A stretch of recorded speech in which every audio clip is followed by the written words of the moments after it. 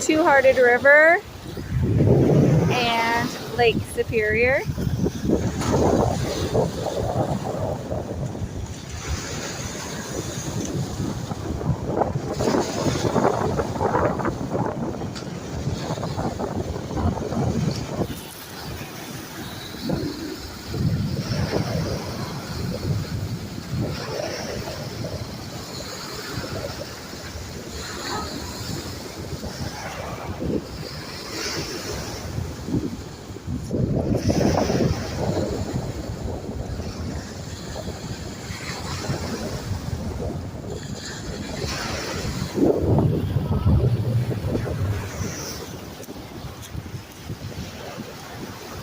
Look at the agate Avery just found.